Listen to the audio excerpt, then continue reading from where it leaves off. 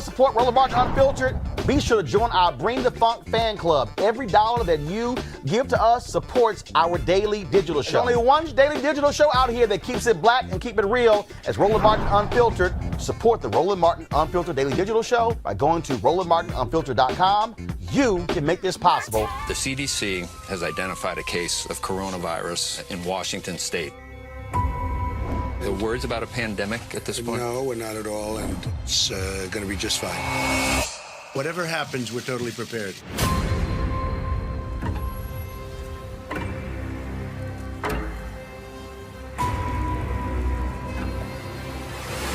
We, the scientists, knew what to do for the pandemic response. The plan was in front of us, but leadership would not do it. It is time to lay our careers on the line and push back. It's clear the United States did not perform to the best of its ability with the coronavirus.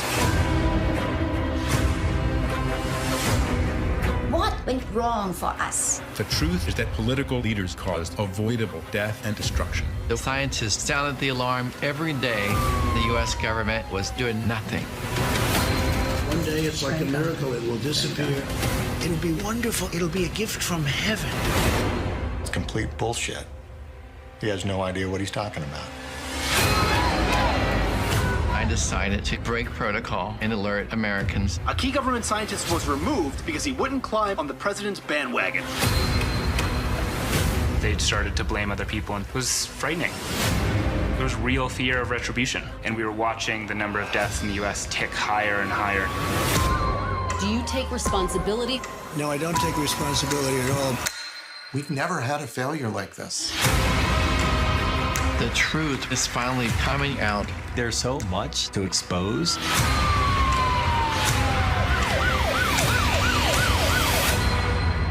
We have it totally under control.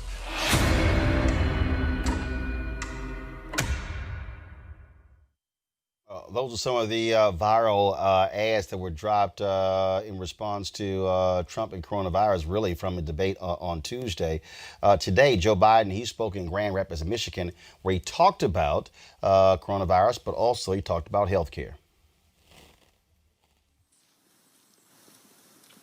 Hey, folks. Good afternoon. Before I start, let me explain the delay. We wanted to make sure that we're doing everything by the numbers.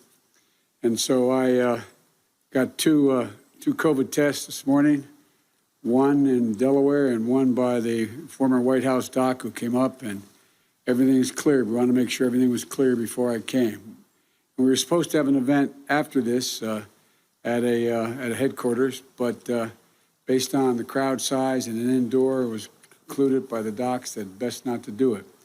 But I want to thank all of you. I want to thank Matt. And Matt, you're dead right. You were putting yourself on the line, and a lot of other people did all across this country in your union. And I want to thank David Way, Secretary Treasurer of Local 951, for having me here today. Look, I'd like to start by acknowledging. The reason I wanted to show that is because we talked about folks who are just joining us. Of course, Donald Trump is now at Walter Reed Medical Center after testing positive for coronavirus. It is important there, Rob, for Joe Biden to give that speech wearing his mask, because in moments like this, you need leadership. He talked about at the opening there in terms of how they involve in testing as well. He's wearing that N95 mask. People follow leadership. And then when leaders disavow masks and disavow social distancing, the rest of the public is like, well, what the hell? If it's good for them, it's good for me. This is exactly the kind of leadership we need right now.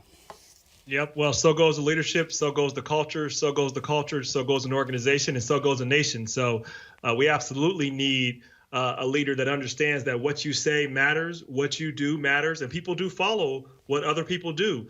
And we've seen people follow, unfortunately, this current president off a cliff. And the president's fallen and got himself in trouble. And so now I hope people can step back, breathe, and not let their emotions or not just be totally irrational, and see that science works, data works, and this is about protecting other people. Because had we done this earlier, we didn't have to have 207,000 people dead. and however many others are going to be affected in the future now, this could have came under control, and I think would have had Donald Trump done the same thing that Joe Biden is doing. It is not political to wear a mask. It is about being safe. Hard stop. And so I hope people get back to that, and we can actually get back to focusing on issues that matter. We can come together as a country and just really get off this stupidity, because this has really hurt us. Not only stupidity, but this dangerous attitude that science doesn't matter, facts don't matter. The only thing that matters is what makes me feel good. Quentin, go ahead. I mean, at the end of the day, if Donald Trump comes out and then he really just pushes the coronavirus issue, then I think we'll see a change. Other than that, I really don't think we will. In the end of the day, like you said, the leadership matters. And right now, he's the leader of the country. He sets the tone, right? So at this time, we have a leader that still says that it's not important. If he come, even him going to the hospital, I feel and in like fact, and hold tight 1 second. In fact, the White House has released this. Kayleigh McEnany has released this statement. President Trump remains in good spirits, has mild symptoms, and has been working throughout the day. I'm going to see if I can pull this up. Folks, this tells you that this is more serious, and they keep trying to let everybody believe.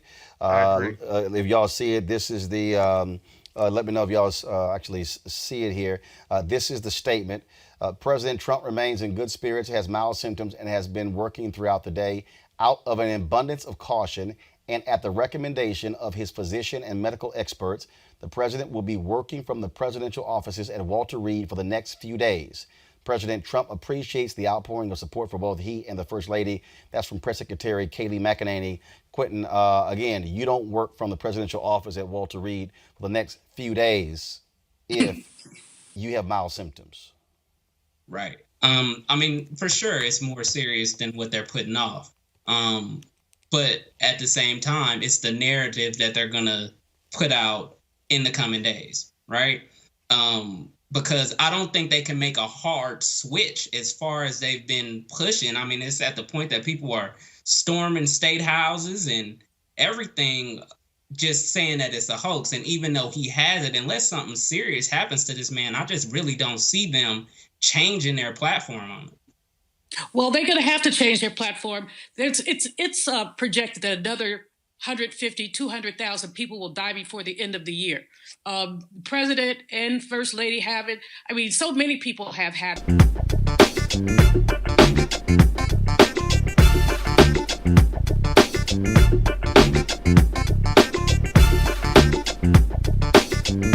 You want to support Roland Martin Unfiltered? Be sure to join our Bring the Funk fan club. Every dollar that you give to us supports our daily digital show. There's only one daily digital show out here that keeps it black and keep it real. As Roland Martin Unfiltered. Support the Roland Martin Unfiltered daily digital show by going to RolandMartinUnfiltered.com.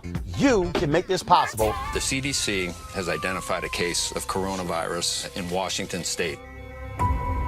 The words about a pandemic at this point? No, we're not at all, and it's going to be just fine. Whatever happens, we're totally prepared.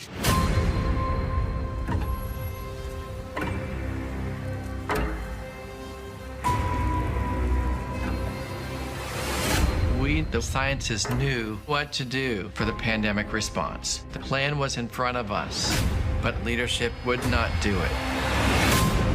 It is time to lay our careers on the line and push back. It's clear the United States did not perform to the best of its ability with the coronavirus. What went wrong for us? The truth is that political leaders caused avoidable death and destruction. The scientists sounded the alarm every day. The U.S. government was doing nothing. One day it's like a miracle. It will disappear. It'll be wonderful. It'll be a gift from heaven. It's complete bullshit. He has no idea what he's talking about. I decided to break protocol and alert Americans. A key government scientist was removed because he wouldn't climb on the president's bandwagon. They started to blame other people, and it was frightening. There was real fear of retribution, and we were watching the number of deaths in the U.S. tick higher and higher. Do you take responsibility? No, I don't take responsibility at all. We've never had a failure like this. The truth is finally coming out. There's so much to expose.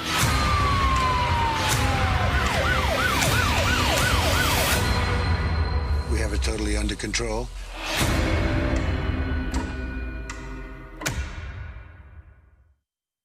Those are some of the viral ads that were dropped in response to Trump and coronavirus, really from a debate on Tuesday. Today, Joe Biden, he spoke in Grand Rapids, Michigan, where he talked about coronavirus, but also he talked about health care.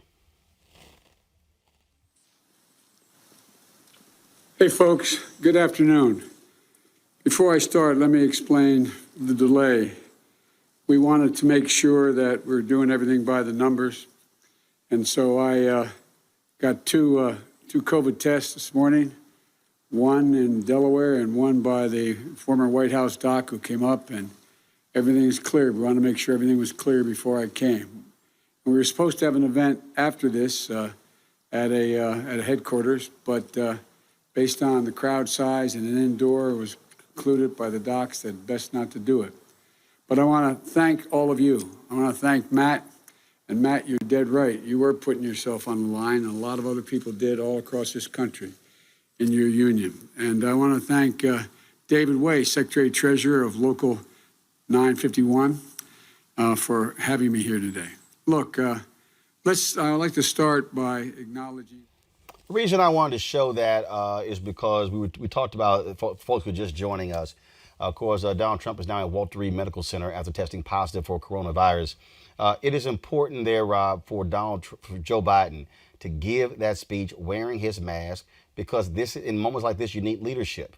He talked about at the opening there in terms of how they involve in testing as well. He's wearing that N95 mask. People follow leadership. And then when leaders disavow masks and disavow social distancing, the rest of the public is like, well, what the hell? If it's good for them, it's good for me. This is exactly the kind of leadership we need right now. Yep. Well, so goes the leadership, so goes the culture, so goes an organization, and so goes a nation. So we absolutely need a leader that understands that what you say matters, what you do matters, and people do follow what other people do. And we've seen people follow, unfortunately, this current president off a cliff. And the president's fallen and got himself in trouble. And so now I hope people can step back, breathe, and not let their emotions or not just be totally irrational, and see that science works, data works, and this is about protecting other people. Because had we done this earlier, we didn't have to have 207,000 people dead, and however many others are going to be affected in the future now. This could have came under control, and I think would have had Donald Trump done the same thing that Joe Biden is doing. It is not political to wear a mask. It is about being safe. Hard stop. And so I hope people get back to that, and we can actually get back to focusing on issues that matter. We can come together as a country and just really get off this stupidity, because this has really hurt us. Not only stupidity, but this dangerous attitude that science doesn't matter, facts don't matter. The only thing that matters is what makes me feel good. Quentin, go ahead. I mean, at the end of the day, if Donald Trump comes out and then he really just pushes the coronavirus issue, then I think we'll see a change. Other than that, I really don't think we will. In the end of the day, like you said, the leadership matters. And right now, he's the leader of the country. He sets the tone, right? So at this time, we have a leader that still says that it's not important. If he even him going to the hospital, I feel and in like fact, and hold tight 1 second. In fact, the White House has released this. Kayleigh McEnany has released this statement. President Trump remains in good spirits, has mild symptoms, and has been working throughout the day. I'm going to see if I can pull this up. Folks, this tells you that this is more serious than they keep trying to let everybody believe. I agree. If y'all see it, this is the, let me know if y'all actually see it here. This is the statement.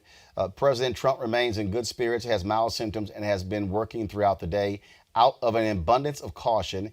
And at the recommendation of his physician and medical experts, the president will be working from the presidential offices at Walter Reed for the next few days. President Trump appreciates the outpouring of support for both he and the First Lady. That's from Press Secretary Kayleigh McEnany. Quentin, again, you don't work from the presidential office at Walter Reed for the next few days if you have mild symptoms. Right. I mean, for sure, it's more serious than what they're putting off. But at the same time, it's the narrative that they're going to put out in the coming days, right? Because I don't think they can make a hard switch as far as they've been pushing. I mean, it's at the point that people are storming state houses and everything, just saying that it's a hoax. And even though he has it, unless something serious happens to this man, I just really don't see them changing their platform on it. Well, they're going to have to change their platform. It's projected that another 150, 200,000 people will die before the end of the year. President and First Lady have it. I mean, so many people have had this virus. Many of them have survived. Some have not. I certainly don't expect him to reverse himself on mask wearing, but I do expect him to put one on. And I bet the doctors at Walter Reed will tell him the same thing. And now that we know that how highly contagious he is, let me repeat that, how highly contagious he is, if he walks out of the White House without a mask on, somebody ought to arrest him. That's hyperbole. That's hyperbole. But I mean, it's really absurd. Not that much. Got it. But you know, understand. No. Look, I understand your point. Bottom line is this here. Again, the games that they played, it should be no games. And this is where, if you were the chief of staff, Mark Meadows, you would have some guts and say, look, he's in the hospital, mandatory mask in the White House. You completely put in real rules. You listen to Dr. Anthony Fauci. That's what they should do. All right, folks, back to our Roland Martin Unfiltered video in just one moment.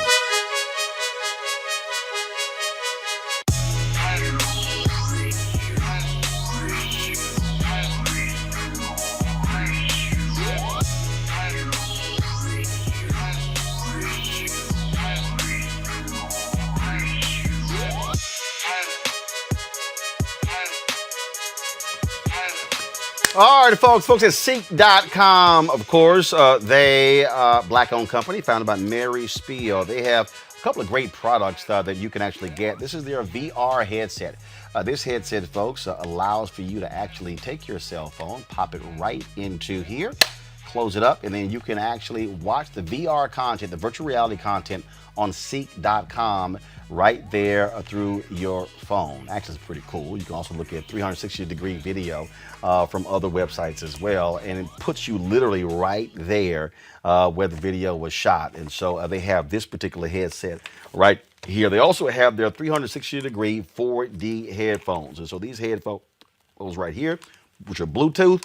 Also, they have the headset, which you use for when you, if you're for all you gamers out there. And then, of course, it has this amazing sound, really, which actually covers around. Typically, you just have the headphones just right here, but this actually has a sound that goes all around your head. I love these headphones. Love listening to music with them and watching videos as well. And so, all you got to do, folks, is go to Ceek.com, Ceek.com. Use the promo code RMVIP 2020. That's RMVIP 2020 to actually try these out. And so that's what we want you to do. All right, folks. So again, go to Ceek.com. You want to support Roland Martin Unfiltered? Be sure to join our Bring the Funk fan club. Every dollar that you give to us supports our daily digital show. There's only one daily digital show out here that keeps it black and keep it real. As Roland Martin Unfiltered. Support the Roland Martin Unfiltered daily digital show by going to RolandMartinUnfiltered.com. You can make this possible. A video showing a black male jogging in Boston being stopped by the U.S. Immigration and Customs Enforcement has emerged and sparked outrage from the city's mayor and lawmakers. Y'all, watch this. We're all set? Yeah. Are we all set? Oh, we're all set. We're all set? Yeah, sure is. Yeah, we're all set, sir? Yeah. Thank you. Yeah, just want to make sure. Thank you. Enjoy your run. Free to go. Thank you. Do you have any, real quick, do you have any tattoos on your left and right arm, just so we can confirm? And we'll be out of here. For me? Yeah. Am I free to go? Do I have to show you? If I'm free to go, then I'm not showing you anything. Thank you. Have a great day, guys. Man, you see the feds try to stop me? ICE tried to stop me in my own neighborhood, bro? Yo, what? This shit is crazy. Hey, record this just in case. Record this in case, bro, for real.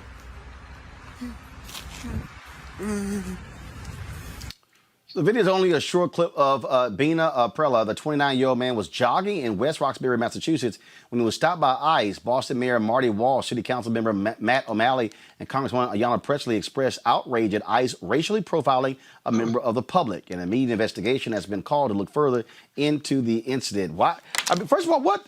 So I guess ICE like, yo, Dr. Yo, Naomi, yo, hey, we stopping any damn body. And show me your tattoos. Man, take your punk ass on. But you know what this really highlights, I think, Roland, is how insecure we are in our own country.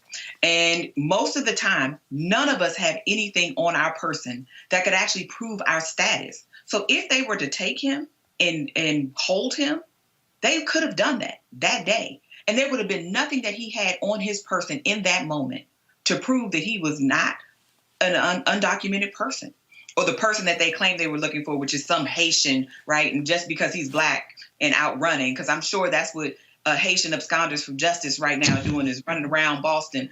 But, you know, this nonsense that happens all the time. And it was, I'm sure, this, you match the description. That's what every black person, every black man in particular hears on a regular basis. You meet the description. What's the description? Black and male. That's it. I am thankful that this man was able to go home to his family, that he was able to have a moment where he could walk away and not have to be detained and not have to potentially be shot in the back or any of these other things, because this is real and this is dangerous. And I tell people all the time, many of the times when we are walking around, moving about the world, we assume that we have things on our person that can prove we a citizen. Your license won't do it. Your social security card won't do it. Unless you have a passport or a birth certificate or something like that on you, there's nothing to prove that you aren't a citizen, and nothing to stop deputized police officers that in some places they've made quasi-immigration officials or ICE agents who are jumping out on people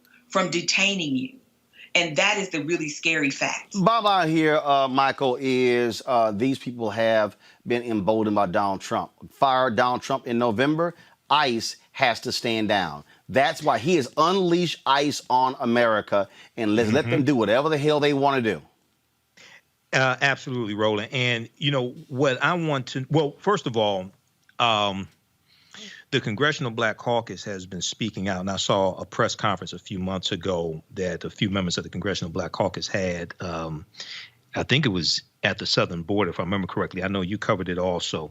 But when it comes to black undocumented immigrants, or even black immigrants, period, who are here legally, they are the first ones to be deported, even if they're here legally.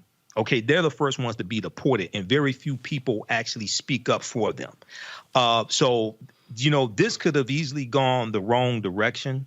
This could have easily gone the wrong way, but I want to know what ICE is doing to crack down on white undocumented immigrants, because it's very easy for white undocumented immigrants to intermix with other white people, and there are a lot of white undocumented immigrants, but that's not talked about. So I want to see videos of ICE pursuing white undocumented immigrants to see how they handle that also.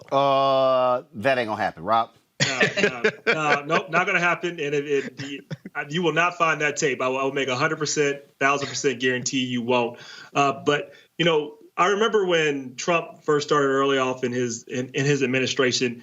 There were some black people that were okay with this tough crackdown, and even some second generation Latino immigrants that were okay with this. They were like, well, we need to be legal and all this stuff. But listen, they're going to come after you. It doesn't stop with immigrant. It's going to keep going. It's going to keep going to black. So when you see injustice against a group, you know it's going to come against you, particularly if you're a person of color. So we have to make sure that anywhere we see injustice, as Dr. Martin Luther King said, injustice anywhere is a threat to justice everywhere. That's what he means. It metastasizes. It will always grow, and it's always going to come to black people. So we should never be for it, whether it's going after Muslims, whether it's going after women. It will always come back to us anyway. Period. And also, let's be clear, undocumented black immigrants live in black communities with native-born black people. And the reason they're picked up more often is because our community are hyper-policed. So this is also a black American native-born problem, right? These kinds of things happening. It's not just about undocumented black citizens, because they didn't stop that man because they thought he was undocumented. They stopped him because he was black. All right, folks, back to our Roland Martin Unfiltered video in just one moment.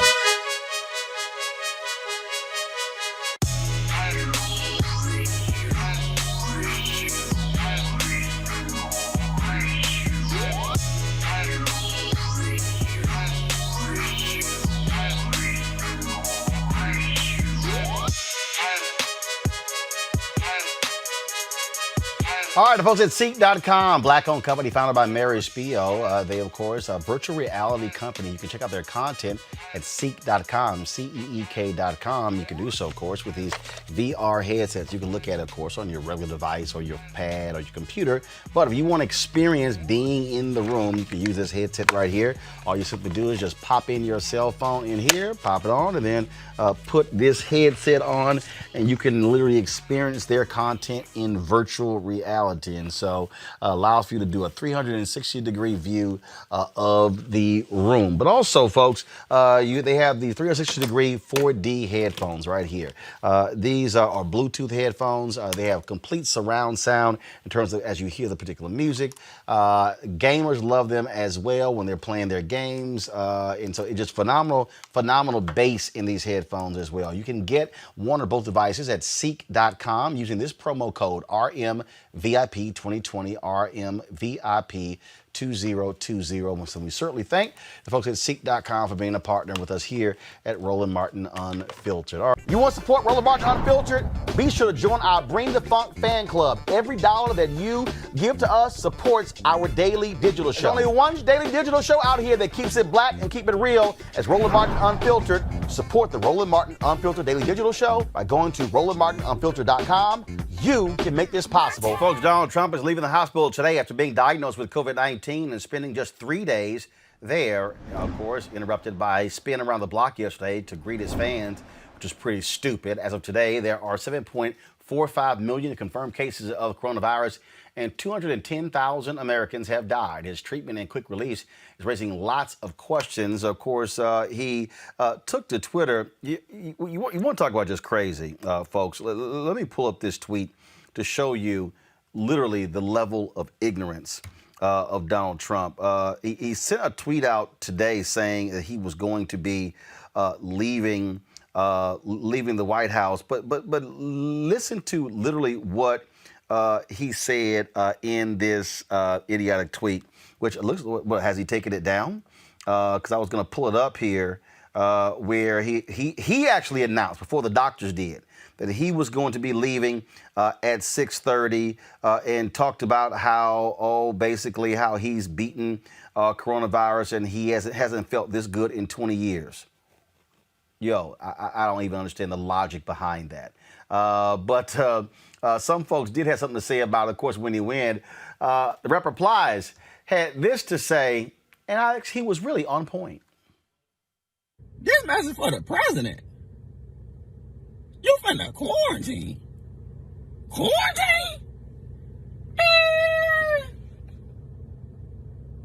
So you're trying to listen? Listen? You don't listen? No. Don't come talking about this some CDC guidelines. You don't listen to CDC. Remember? CDC don't know what they talking about. I dare you disrespect mega land like that and start listening to directions. Y'all don't listen to no directions. Y'all is the directions, remember? You finna quarantine. You scared. You scared. Get out of here. Back in these streets. These people want to rally tonight, man. And you in the bunker. Get out the bunker and get back out here in these streets. There ain't no corona. You finna quarantine. We in this together. No, we ain't. Y'all in this. We ain't in nothing. Sleepy Joe. He's weak, Sleepy Joe. But now you want to quarantine.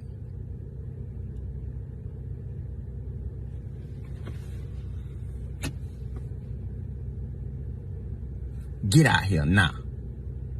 In these streets. Throw some more Get back on Air Force One.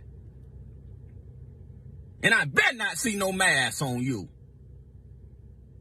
You don't wear masks. Y'all don't wear masks. You want to quarantine. you tested positive for COVID. Ain't no COVID, man.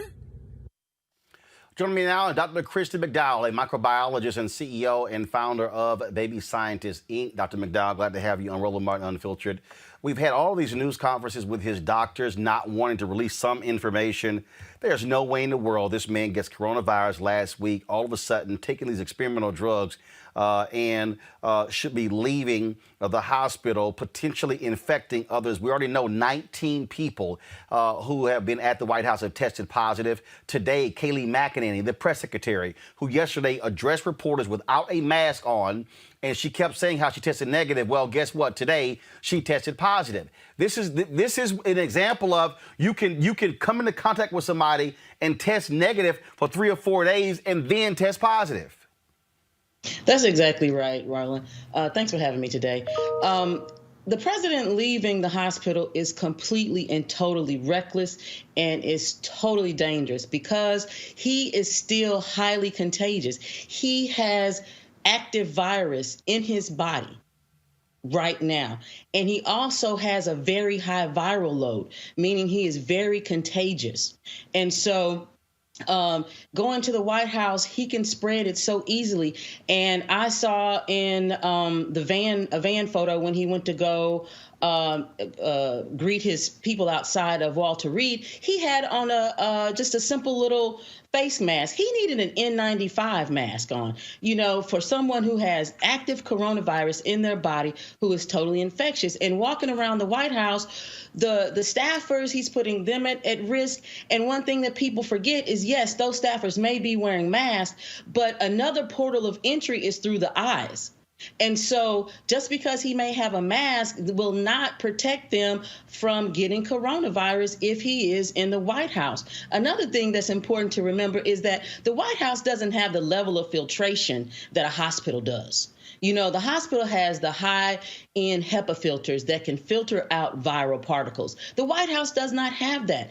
And the CDC put back on their website today that to confirm that the virus is airborne, something that he and his administration and his followers want to deny. This virus, once it is in the air, can stay in the air for a matter of time, which is significant, before it will fall to the ground or disappear. So it's very reckless and dangerous for him to be going back to the White House because everyone is going to be at risk. This is, and the thing about it is, when you look at staff, I mean, these folks are going back home. Kellyanne Conway, she tested positive. Now her daughter is freaking out on TikTok saying, hell, she may have infected me. Yeah, that's true. I mean, before Kellyanne mentioned it, her daughter put on TikTok and was like, Mama's around here coughing her butt off, around the house, which was a major sign because, you saw at the Rose Garden conference when Kellyanne was talking to Barr up close. She's at home with her family. And that's what will happen with the other staffers in the White House who do not have the medical capabilities, access to the drugs, and access to the level of care that the president does. These people who have regular health care will not have that type of care if they get sick. And they won't have the ability to get steroids and, investigational drugs and antibodies to fight off the disease and feel like they're 20 years younger. So that's the danger in it all, is that these staffers could contract that virus and take it home to their children, families, and many people live with their elderly parents, and that will be dangerous as well. The thing that, again, this is still, all of a sudden he's trying to act like, hey, I beat this thing. You got Republicans running around saying, Trump, he beat back coronavirus. 210,000 people are dead. There are a number of people having the after effects. And also, let's be clear, 99.9999% of Americans don't have free health care, don't have access to the experimental drugs. The drugs that he's getting, only 300 people have been able to use these experimental drugs so far. That's right, Roland, because the drug that he's being administered is remdesivir. It is an investigational drug that is still in clinical trials. It's still in a clinical trials. I believe it's in clinical phase 3. He also was able to get a antibody concoction, and antibodies are the proteins that our body makes. And these antibodies were isolated from people who previously had coronavirus. So they are able to attack the virus directly. And so these are drugs that no one in the world has access to right now but him. And so people who on regular health care, who have no health care at all, will not have access to these drugs. And that's what makes his transfer back to the White House so dangerous, because his staff, drivers, the butlers, the cooks, they don't have access to this type of health care that can provide those level of drugs that he is getting. And so for him to say, oh, don't worry about coronavirus. Yes, people still need to worry about coronavirus. It's out here. It's alive. It's infectious. People need to wear their masks. They need to continue to wash their hands, and they can need to continue to social distance, because those are the things that will keep us safe, us regular people out here in these streets. One of the things that again jumps out when you talked about that N95 mask, first of all, which is very hard to actually get for those of the rest of us, is it a cloth mask with a filter? So exactly what should the rest of us be wearing as well? So yes, like you said, the N95 masks, they are the type of, they are medical grade masks. Those are masks that the hospital staff will wear, the doctors, the nurses. It's also masks that scientists will wear when we work with infectious diseases such as Ebola, coronavirus, SARS. Those masks have a filter that is small enough to filter out a particle that is small like a virus. A virus is so small that it's you cannot see it with the human eye, and you have to have a high-powered microscope in order to see it. And so that the filter in those N95s is very important. And so for him, that is something that he should have been wearing so that he could block the passage of that virus. Now, for everyday people, yes, a regular mask will do, because there has been many scientific studies out that shows that the regular cloth mask that everyday people wear is just fine. Right? It will block, at least 75–80% of your spit that comes out when you talk, when you cough, when you sneeze. So those masks are totally fine, and I encourage everyone to continue to wear them. Now, for someone who is highly contagious as the president and who has access to everything, he should have been wearing an N95 mask to protect the people around him, especially being in a closed vehicle with his Secret Service detail. All right, then. Doc, we certainly appreciate it. Thank you so very much. Thank you, Martin. I appreciate it. All right, folks. Our panel, Dr. Avis Jones-Weaver, political analyst, Eugene Craig, CEO, Eugene Craig Organization, Teresa Lundy, principal founder, TML Communications. Folks, today on the campaign trail, this was Jill Biden being very cognizant of the need for social distancing. Joe Biden was standing way too close to reporters. She took it upon herself to move Biden back. Watch this.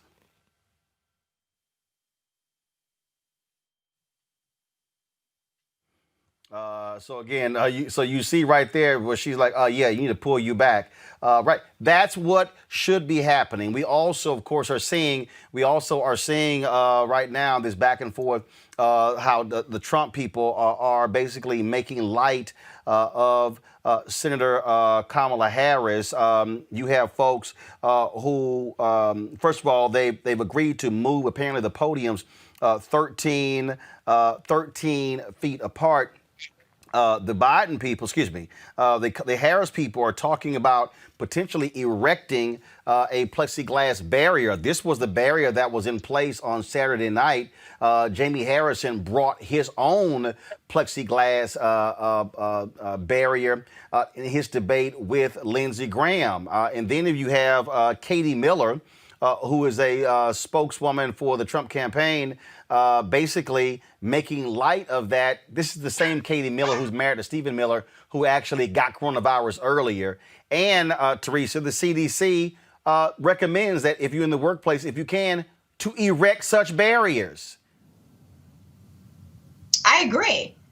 This is the time where we cannot take our lives lightly. Millions have died globally and thousands have died nationally.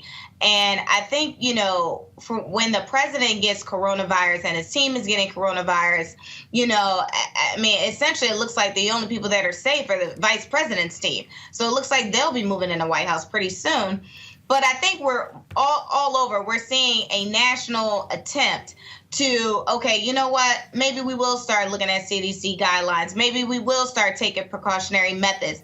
But again, if your life matters to you, then you need to be taking the proper protocols, hand washing, temperature checks, PPE, if you have it. If you don't, go get it. And make sure you share it with a friend. But, I know right here locally, we just got finished opening up at 50% capacity for restaurants indoor. That's a huge risk. Like I am still opposed to doing that. I'm also just still doing takeout at this time and cooking more at home. But I think it's to each his own.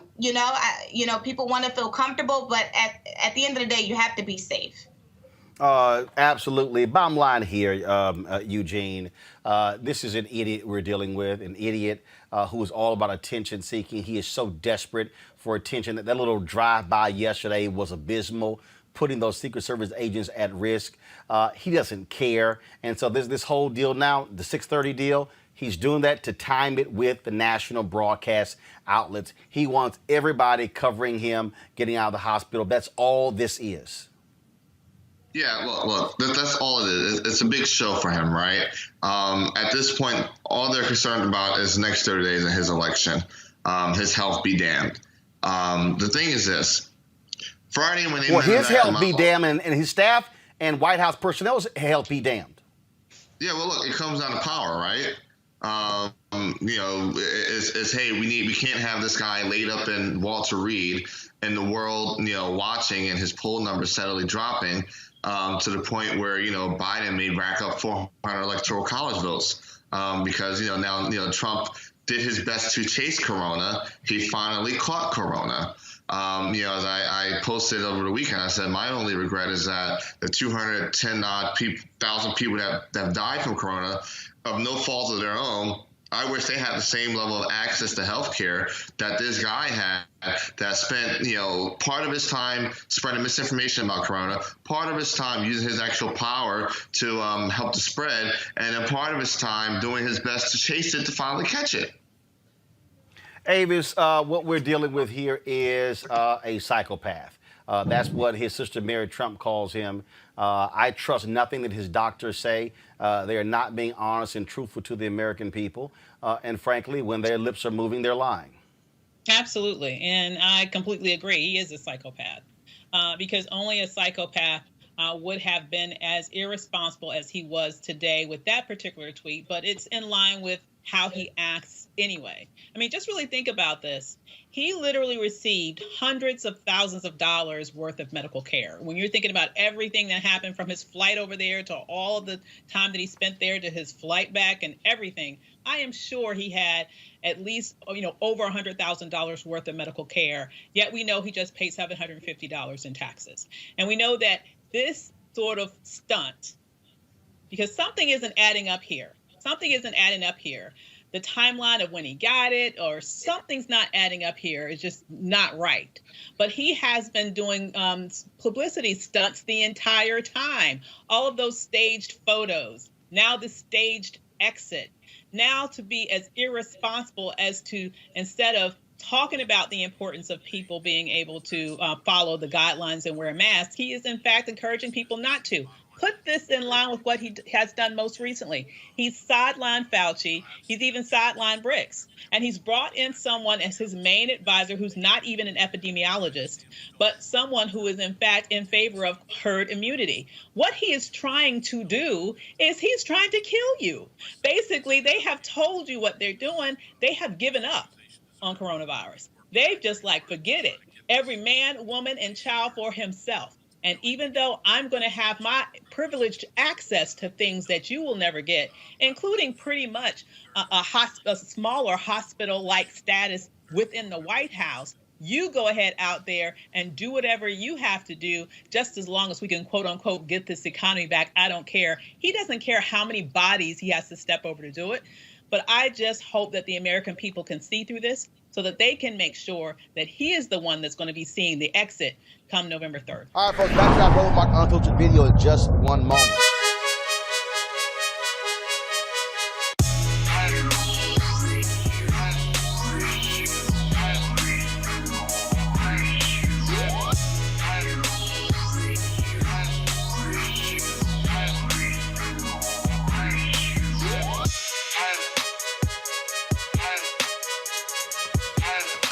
All right, folks at Ceek.com, of course, they black-owned company founded by Mary Spiel. They have a couple of great products that you can actually get. This is their VR headset. This headset, folks, allows for you to actually take your cell phone, pop it right into here, close it up, and then you can actually watch the VR content, the virtual reality content on Ceek.com right there through your phone. Actually, it's pretty cool. You can also look at 360-degree video from other websites as well, and it puts you literally right there where the video was shot. And so they have this particular headset right here. They also have their 360-degree 4D headphones. And so these headphones right here, which are Bluetooth. Also, they have the headset, which you use for when you, if you're for all you gamers out there.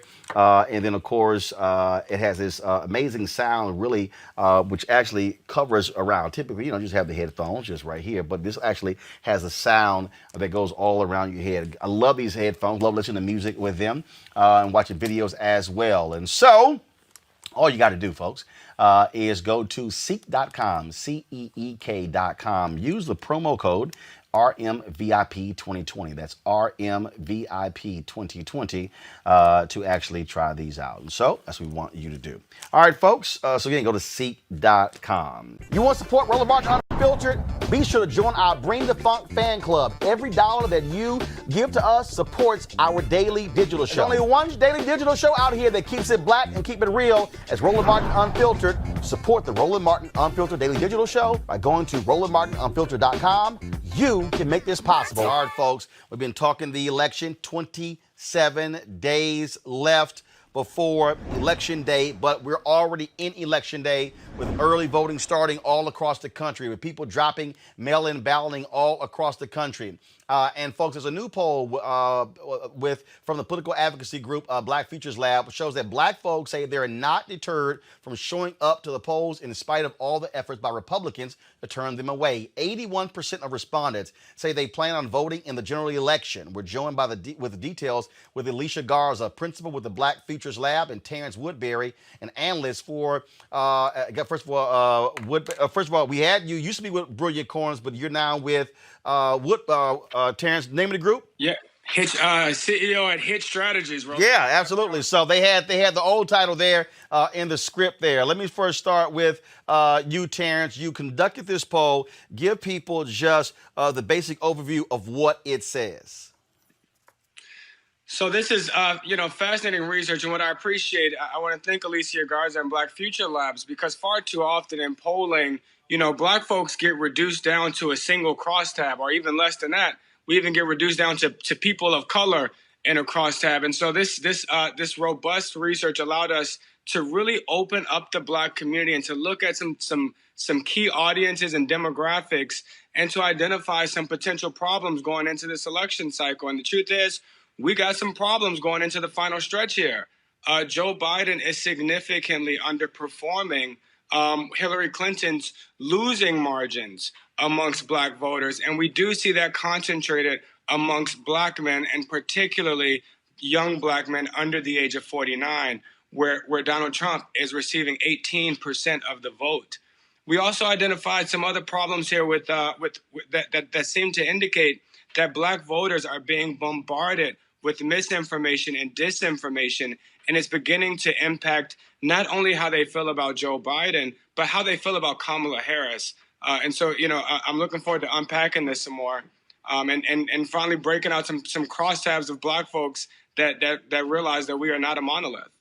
Alicia, that particular point, disinformation, and we've had Shireen Mitchell on this show talking about that. People are getting stuff from, they're getting it from Facebook. And the thing is, I've said to the Biden people, the Harris people, look, you got to counter disinformation. You can't just let it sit out there and just, and where there's no response to it whatsoever. We got some audio issues with you. Make sure your microphone is up. Guys, can we pull up her audio, please? Can you hear me okay? Now we got you. Go ahead. All right, cool. Well, I was just saying, Roland, you and I have been talking about this for at least a year. And we came on to the show a year ago and talked about our Black Census Project. And we've been hearing for a long time that not only are Black men being left out and left behind, especially when it comes to political campaigns. But we've also been talking for a ton of time now about the ways in which Black communities are being targeted with disinformation and misinformation. And frankly, as somebody who's a co-founder of the Black Lives Matter Global Network, nobody knows more about misinformation or disinformation than I do. I mean, in this moment, Roland, Black voters are being assaulted by the kind of misinformation and disinformation that is trying to keep people away from the polls. And in this particular political moment, Roland, what we're finding is that lies are spreading much faster than the truth. But here's the other thing that I know, and we're so proud to partner with HIT Strategies on this groundbreaking poll, because 30 days out from the election, it's time for us to stop saying Black voters are not a monolith. We've been saying this for a long time now. It's actually time for these campaigns to be taking action. And so what this poll has done is really laid out in very clear terms what it means to target Black voters in such a way that is addressing the concerns that we have. And it's also being very, very clear that if these two candidates, Vice President Joe Biden and Senator Kamala Harris, if their campaign is not taking this seriously, it's sure to have an impact at the polls, and it's sure to make sure that the impact of this election season is not what most of us would want it to be. Terrence, when you talked about going inside of those numbers, even though we have less than a month, 27 days to Election Day, what should candidates be looking at doing with these numbers? Is it too late to appeal to these voters? What should they be doing? What kind of messaging? Where should they be trying to reach them? You know, it's not too late, and a lot of Black voters are still undecided. I've been saying since January that Black men are the real swing voters in this election, and can frankly determine the outcome in a lot of the battlegrounds that we've all been paying close attention to. But when you look at this data, it is quite clear that for Black voters across demographics, for younger Black voters and under Black voters, for Black men and for Black women, rural and urban, the issues are clear. The top issues for Black voters are COVID-19, racism, and the economy. The order of those three issues may alternate depending on what group of Black voters you look at, but those three issues are consistent. And until we lean into racism, I mean, we cannot, and this goes for the entire Democratic Party. This is not just a Joe Biden problem. This is a Democratic problem that we all have to confront. And I want to acknowledge what Joe Biden said in his Gettysburg speech today, when he really leaned into the moral imperative of the nation solving the original sin of racism. But Democrats have to realize that we cannot respond to racism with economic policies and more affordable health care. There is an anxiety amongst Black voters, specifically amongst younger Black voters, younger Black men who are closest to this pain, who are the reason many of us have gone out into the streets and protests. That anxiety we have to lean into. We have to present an alternative view of a view of America that leans into racism. But also, Roland, we really do have to do a better job of defining Senator Kamala Harris here. She has been taking the brunt of this misinformation and disinformation. And frankly, she's being used to discredit him. And we asked the question, does Joe Biden picking Kamala Harris as his VP make you more or less likely to support him? And overwhelmingly amongst Black voters, 70 to 80% of black voters are more likely to support Joe Biden because he chose Kamala Harris. But 14% of younger black voters are less likely to support Joe Biden because he chose Kamala Harris. And had you told me that 3 months ago, that there would be black voters that wouldn't support him if he chose her, I would thought it was unbelievable.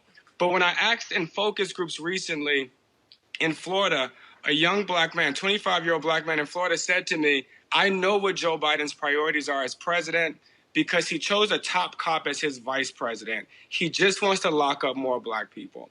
I don't know about you, Roland, but I've never heard a young black man use the word top cop. That is, he is repeating verbatim what he is hearing in misinformation and disinformation, and we have got to combat that, and we have to do a better job of raising her profile, of telling her story, and using her to anchor this candidacy. But Alicia, I'll be perfectly honest. That was a fault of Senator Kamala Harris. Her campaign did not realize what her greatest Achilles heel was. And then they started emphasizing the top cop language as well in this whole idea of appealing, let's just be clear, to white voters who are all about law and order.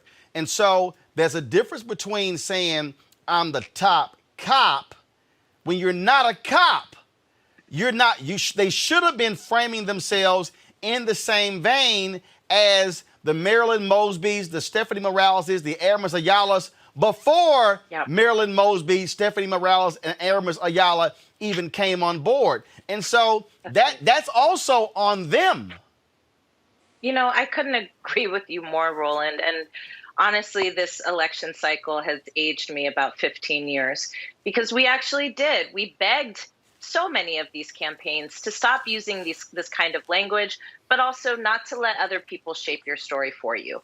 As somebody who's born and raised here in California, somebody who was of age when Kamala Harris was district attorney here in San Francisco, I can tell you her record is actually much more complicated than the misinformation campaigns would have you think. But at the end of the day, it was not a great decision from her earlier presidential run to not tell her story on her own terms. And at the end of the day, Roland, I have to just say, this is a function of who's running these campaigns in the first place. Yep. And the facts of the matter is, it's not folks who are deeply connected to our communities. They are using formulas that weaponize race, that triangulate around race in order to appeal to white suburban voters, particularly white women. We have found time and time again that when campaigns don't pay particular attention and do deep investment in Black communities, that we have the kind of scenario that we're seeing now and that Terrence is describing. It's not too late, though. We have 29 days to set the record straight and to make sure that we're getting our stories out on our own terms. The question is, are we going to be able to sidestep some of the white men who are running these campaigns and let them know that we actually know what's going on in our communities much more than they do? And what's at stake, frankly, is whether or not our communities turn out to vote. We're not unclear about who to vote for. It's about being unclear as to whether or not our vote will even matter. And that's the challenge we have to address. I'm going to bring in my panel here with questions. Joseph, your question first for Alicia and Terrence. Yeah, absolutely. Obviously, thank you guys so much for joining us. I think obviously this election cycle is giving us all gray hairs, but looking a little bit further into the future, I'll start with you, Terrence. Maybe what are the things that you think we can be doing as a people when you start talking about a movement of Black voters to demand that we have both parties being accountable to the promises they make and responsive to the needs of our community? I think obviously right now we would agree we have a Democratic Party that is responsive to the needs of Black people, but not necessarily accountable for the promises they make, and the Republican Party that in many ways is kind of content to be neither responsive or accountable simply for the fact that in many ways they've been able to win elections by being neither. So what are the things that you think, and digging through the data that you've been compiling, not just here, but also in the past, about as we move towards a new American majority, what are the things that we can do to start accelerating progress so that both parties are actually actively contesting for our votes on equal footing? Absolutely. Thank you for the question. I want to give you a quote from a Black man in Pennsylvania. Just last Thursday, I hosted these focus groups, Actually, these are actually previous focus groups. But a black man said to me that my hood did not get better under Obama, and it didn't get worse under Trump. So tell me what these presidents got to do with me. And that's the real challenge that we have. This is not just a Democratic problem. There's a systemic problem here where black men, to Alicia's point, black men are deciding whether or not they continue to engage politically, whether or not they actually benefit. I asked, when is the last time voting made your life better? And the silence was deafening.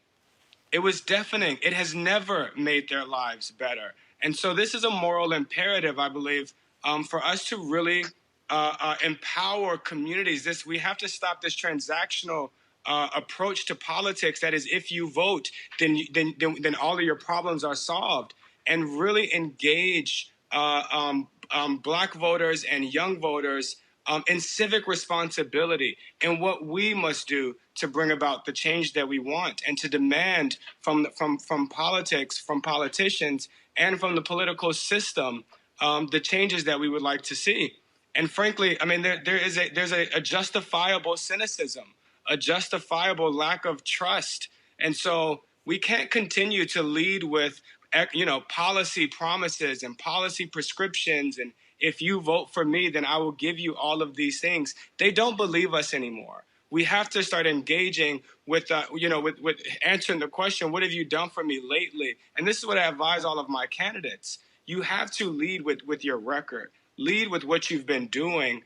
And that way that there's a proof of concept here. You begin to show that people are actually working and fighting on your behalf to improve the issues that you say are important, and then we can begin to lean into policy prescriptions.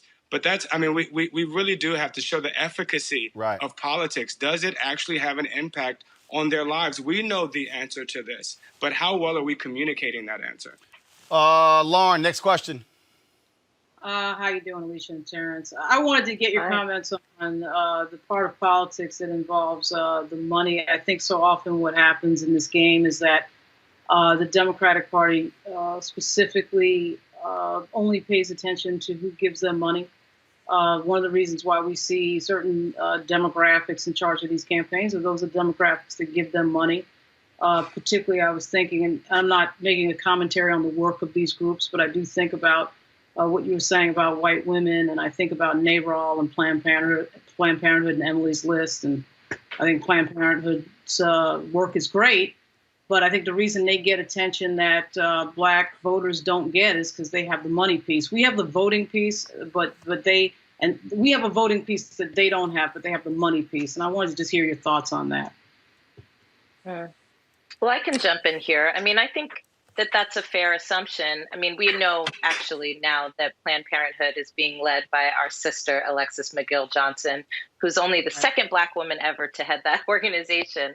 But bigger than this, I think you're absolutely right that money inside of politics is really what helps to lead towards these skewed and faulty types of strategies that don't actually deliver the votes. So while they may be following these Democratic donors, those donors aren't actually delivering the kinds of votes that they need for Democrats to win. What we know about demographics in this country is that communities of color, particularly Latinx communities, are becoming the demographic majority in this nation. And demographics is not destiny, but what is destiny is that our communities, if organized, right, and if invested in, could turn out to be the largest voting blocs in these election cycles. But it's a lack of vision, frankly, that allows for these kind of top donors to be leading the strategies rather than people rooted in communities that have everything to gain from turning out and everything to lose from democracy withering away. And so we have seen this happen on their watch. And frankly, if this election season isn't enough to do an about face, I'm not really sure what else can be enough. Terrence, real quick, you got an answer? Yeah, absolutely. You know, frankly, Democrats are going to have to become more loyal and responsive to their most loyal voters. Black women are not only the most likely voters in America, they're the most loyal voters in the Democratic Party. And I want to push back on the money idea as well. I mean, I spoke to the Boulay archons last week and gave them a political briefing on what the state of the election was.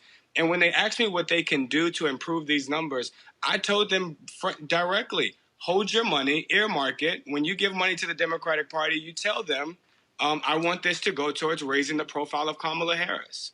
I want this to go towards empowering and mobilizing black men. There's plenty of black money in this party. We have to start weaponizing our money until our agenda and our communities are being advanced. Mustafa, final question. Yeah, this is either for Terrence or Alicia. You know, we got 27 days left. We're honoring Fannie Lou Hamer when she once said, "I'm sick and tired of being sick and tired." I just had conversations with black folks in Appalachia. And yes, there are some black folks there. What do we do in the next 27 days to reach those folks who have been unseen and unheard? Mm-hmm. Well, I'll start off by saying what we do in the next 27 days to make sure that our folks who have been left out and left behind are at the center of this election season is we've got to turn them out. We've got to make sure that folks like Latasha Brown from Black Voters Matter, that the folks from the Movement for Black Lives, the folks from the Black to the Future Action Fund, and all of these other entities that are going into our communities and motivating and mobilizing voters and have been for the last year, have the resources that they need so that we can close the gap between the outreach and the investment that the party's been doing and the outreach and investment that's needed to get everybody involved. The second thing I think we need to make sure we're doing is really making sure that these campaigns understand what's at stake. 27 days is not a long time, but it's also not no time. And so there is an opportunity to change course. And actually, this week is a wonderful opportunity to speak to not only the strongest base of the Democratic Party, but also speak to the issues that most Americans care about. And frankly, we missed a huge opportunity last week in the debates to really get into a discussion about race and how it impacts every single system and structure in our society.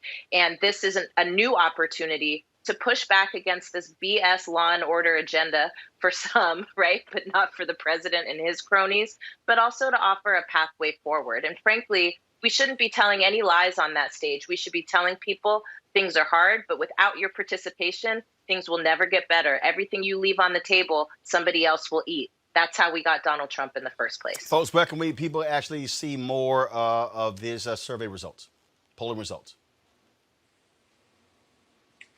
Well, you can check out our website at blackfutureslab.org. You can hit up Hit Strategies to get some more information about this polling data. We'll also be doing more events, so follow us to figure out where we'll be.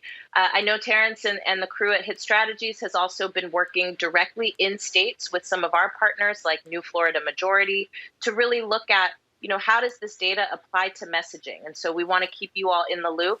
So if you want to follow us, check us out at blackfutureslab.org. Alicia Garza, Terrence Woodbury, I certainly appreciate it. Thanks a lot. Thank you so much. Thank you, Roland. All right, folks, back to our Roland Martin Unfiltered video in just one moment.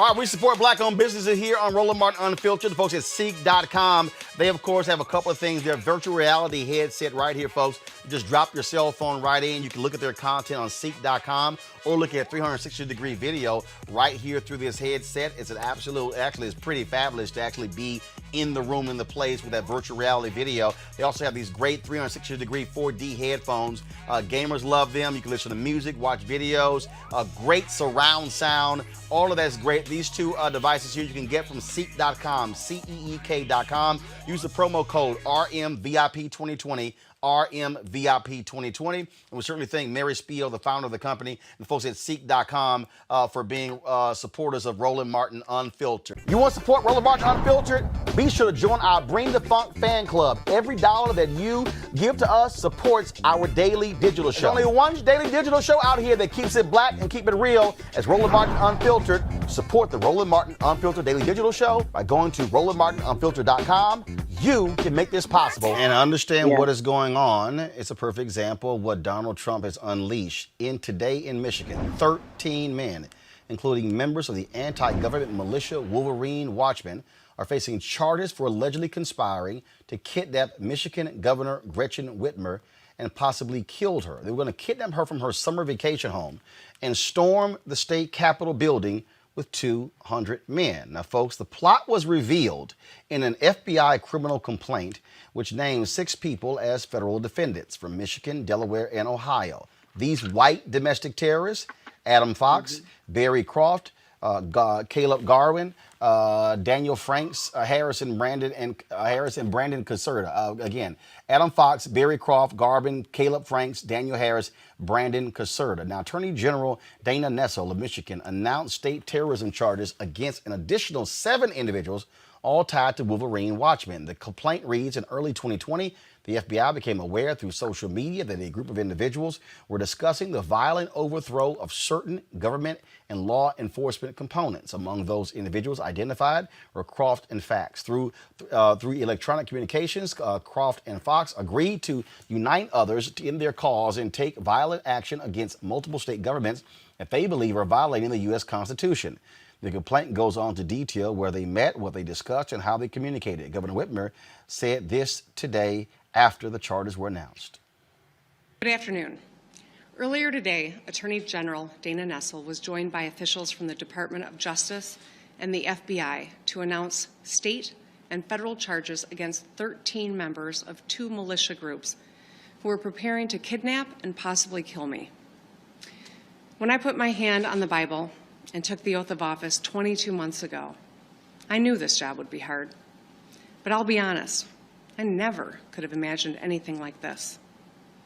I want to start by saying thank you to our law enforcement.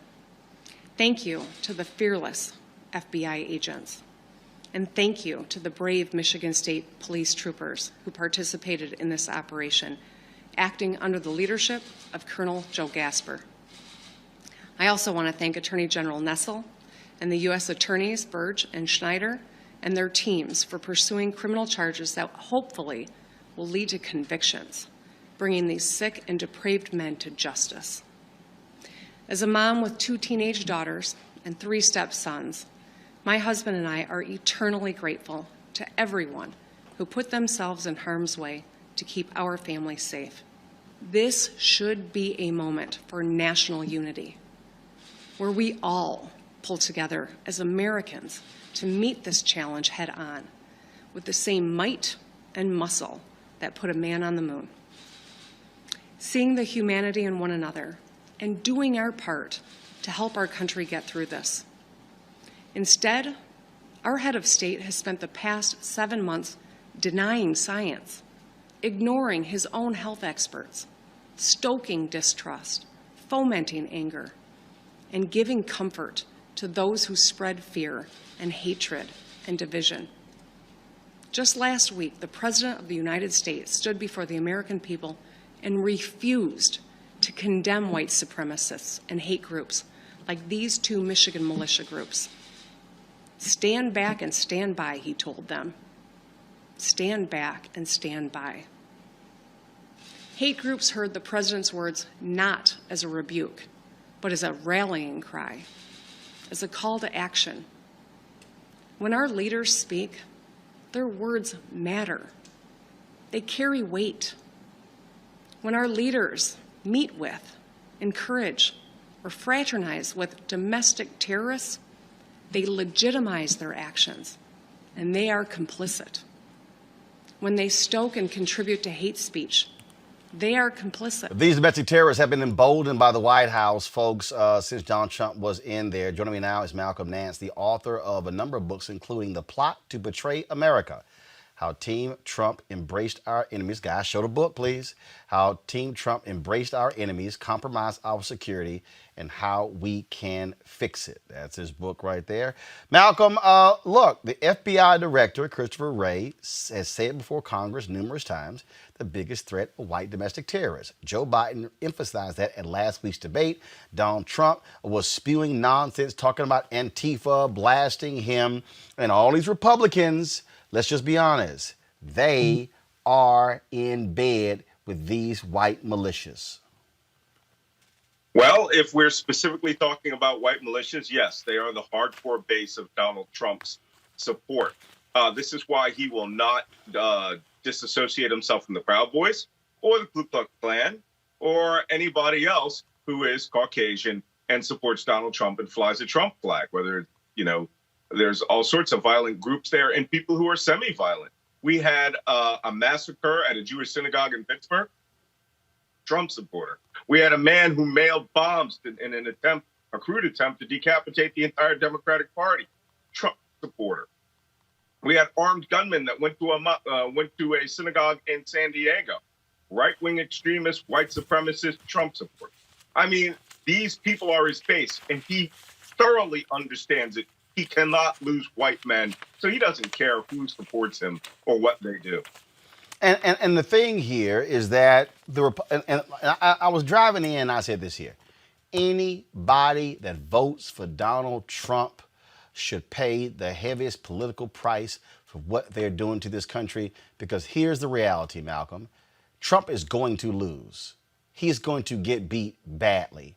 And these people, at least 25 or 30% of this country, they will never accept the results. They have emboldened them. This is not the Tea Party. This is even going crazier. And these folks are going to continue to threaten, storming capitals. These are the anti-mask people. Trust me, when there's a vaccine, they're going to be anti-vaccine people.